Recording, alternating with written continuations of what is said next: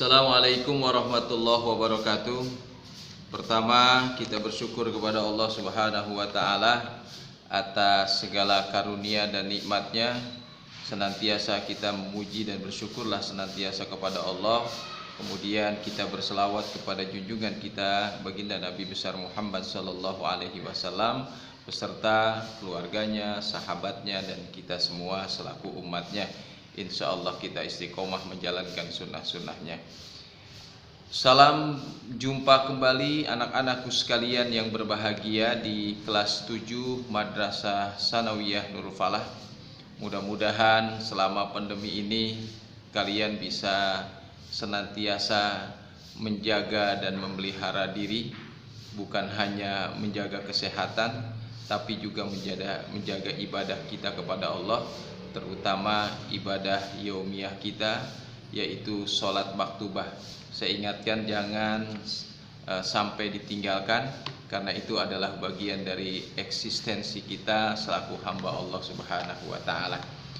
Anak-anakku sekalian yang berbahagia di kelas 7 Madrasah Sanawiyah, pelajaran yang lalu kita sudah bahas tentang bagaimana sholat pentingnya. Kemudian kita sudah membahas tentang bagaimana aturan-aturan sholat berjamaah. Ya, sholat berjamaah ada imam, ada makmum. Kemudian makmum harus mengikuti imam setiap gerakan sholat, sampai kemudian syarat-syarat menjadi imam dan lain sebagainya. Juga keutamaan sholat berjamaah. Pada kesempatan pagi hari ini kita akan membahas di halaman 43. Ya, coba kalian lihat di buku kalian, amati, baca, perhatikan di halaman 43. Kita bahas tentang ketentuan makmum masbuk. Jadi dalam sholat berjamaah ada istilah yang disebut dengan makmum masbuk. Makmum kita sudah ketahui bersama pada pertemuan yang lalu adalah orang yang berada di belakang imam ketika sholat. Bahkan ketika sholat kita harus berniat menjadi makmum. Sholli fardhu juhri arba'a raka'atin mustaqbilal kiblati adaan makmuman. Ya, jadi makmum itu adalah orang yang mengikuti imam dalam sholat berjamaah. Nah, sekarang apa yang dimaksud dengan makmum masbuk? Makmum masbuk adalah orang yang datang terlambat ke tempat sholat berjamaah. Sekali lagi, makmum masbuk itu adalah orang yang datang terlambat ke tempat sholat berjamaah, sedangkan imam sudah menyelesaikan 1 rakaat. Jadi makmum datang ucuk-ucuk terlambat, imam sudah menyelesaikan 1 rakaat. Maka posisi kita yang datang terlambat itu disebut dengan makmum masbuk. Tetapi imam ini belum mengucapkan salam. Jadi ketinggalan 1 rakaat, imam belum mengucapkan salam, atau ketika imam sedang sujud, orang yang datang terlambat dan langsung ikut sujud belum sempat membaca surat Al-Fatihah. Itulah makmum masbuk. Pokoknya jamaah yang ketinggalan sholat, ya, ketinggalan 1 rakaat bersama makmum atau lebih, itu disebut makmum masbuk. Nah, cara sholat makmum masbuk itu bagaimana? Apabila makmum masbuk mendapati imam sebelum ruku atau sedang ruku, jadi kita mendapati imam datang belum ruku atau sedang ruku, ya, dan makmum masbuk itu dapat ruku yang sempurna bersama imam, maka ia mendapatkan 1 rakaat. Kita datang, makmum sedang ruku, kita usolli, ikut ruku, dapat sempurna, sami Allahu liman hamidah, maka itu berarti kita dapat 1 rakaat. Berarti sholatnya itu terhitung atau telah dihitung 1 rakaat, ya, terhitung atau sudah termasuk dalam 1 rakaat. Tapi kalau kita mendapati imam sedang i'tidal atau sujud, maka kita tidak dapat 1 rakaat dari gerakan imam itu. Ya. Kemudian jika ia tertinggal, sekali lagi jika ia tertinggal 1 rakaat atau lebih, hendaklah kekurangannya itu dilengkapi. Misalnya imam sudah dapat 2 rakaat, kita menyusul sholat zuhur, berarti kita kurang berapa? Kita kurang 2 rakaat, maka kita menambahkan sisa dari rakaat yang tertinggal dan disempurnakan sampai cukup sesuai dengan bilangan rakaat sholat yang sedang kita kerjakan. Dan hal ini dilakukan setelah imam memberi salam.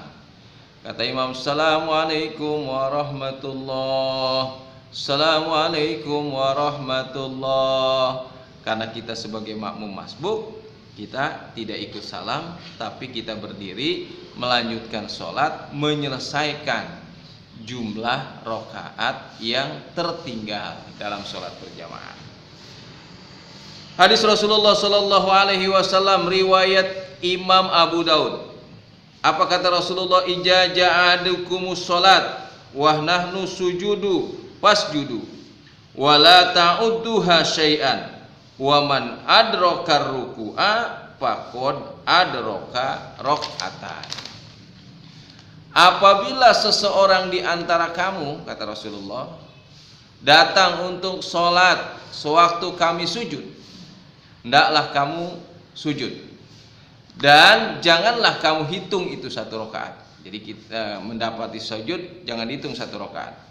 Dan barang siapa yang mendapati ruku beserta imam, ia telah mendapatkan 1 rakaat. Jadi patokan dapat rakaat atau tidak dapat rakaat dalam gerakan imam yaitu di ruku. Kalau kita bisa ikut ruku dengan sempurna, maka kita dapat rakaat pada saat itu.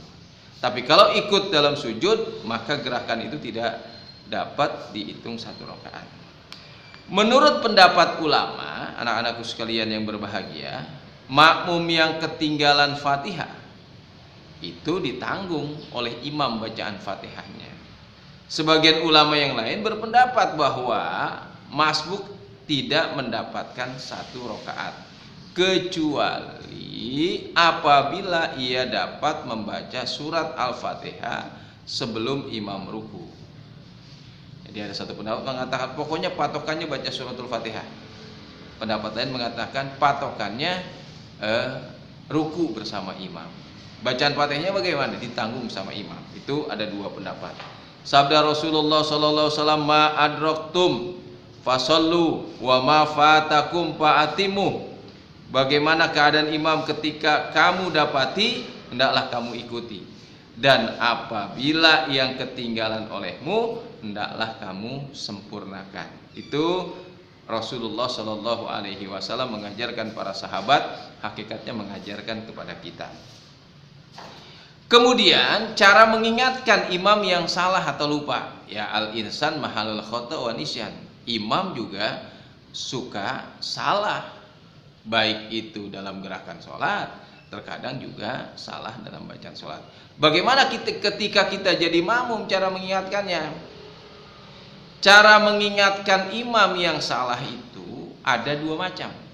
Yang pertama, apa yang pertama? Apabila imam salah dalam bilangan rakaat atau lupa terhadap amalan sholat, seperti lupa tidak ruku dalam bilangan rakaat atau lupa terhadap amalan dan sebagainya, maka makmum laki-laki mengingatkannya dengan cara mengucapkan subhanallah. Harusnya belum at-tahiyat terakhir, belum salam, dia sudah keburu ini, kita bilang apa? Subhanallah. Cara mengingatkan kalau orang laki dengan sebutan subhanallah. Dan makmum perempuan dengan cara tepuk tangan, yaitu punggung telapak tangan kanan ditepukan pada telapak tangan kiri. Jika sudah diingatkan akan tetapi imam berjalan terus dan tidak menghiraukan, maka makmum hendaklah tetap mengikuti imam. Sebab mungkin imam yakin apa yang dilakukan benar. Kata Rasulullah, yusalluna lakum fa in asabu falakum walahum wa in akhtau falakum wa alaihim. Mereka para imam itu sholat untuk kamu para makmum. Apabila mereka benar, pahalanya untuk kamu dan mereka. Apabila mereka imam salah, pahalanya untuk kamu dan salahnya untuk mereka. Kedua, cara mengingatkannya. Apabila imam salah dalam membaca ayat atau surat Al-Quran, bisa jadi imam bacanya salah, ya, karena pikirannya tidak konsentrasi. Maka cara mengingatkannya yaitu dengan membenarkan bacaan atau ayat Al-Quran yang lupa atau salah tersebut. Jika imam terus saja berjalan disebabkan sesuatu, maka makmum hendaklah tetap mengikuti imam. Karena salahnya untuk mereka para imam, baiknya untuk kita para makmum. Kemudian cara menggantikan imam batal. Oh, ketika imam tiba-tiba batal imam. Apa karena buang angin atau lain sebagainya. Nah, imam yang batal dalam sholatnya maka dapat digantikan oleh makmum yang tepat berada di belakangnya. Makanya bagusnya tuh di belakang imam jangan anak-anak atau orang yang tidak bisa apa-apa. Harusnya orang yang siap menggantikan imam ketika imam ada terkendala. Batalkah sholatnya? Atau tiba-tiba dia posisinya terkena penyakit, pingsan dan lain sebagainya, sementara ibadah sholat harus berjalan, maka yang di belakang imam harus siap menggantikan imam. Maka bagusnya seperti itu. Orang yang di belakang sholat itu orang mereka yang benar-benar paham dan siap menggantikan imam dan memiliki pengetahuan.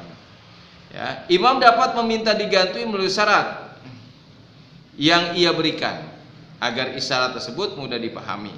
Maka makmum yang berada di belakang imam dianjurkan orang yang paham ilmu agamanya, khususnya mereka-mereka yang paham tata cara sholat.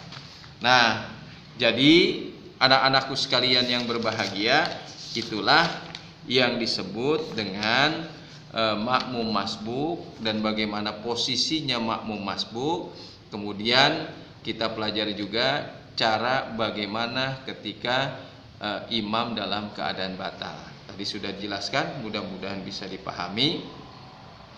Tentunya pada kesempatan yang baik ini saya lihat di halaman 45, silahkan selesaikan tugas itu, dikerjakan di kertas lembar seperti biasa, bukan di buku tulis atau di buku LKS, di kertas lembar.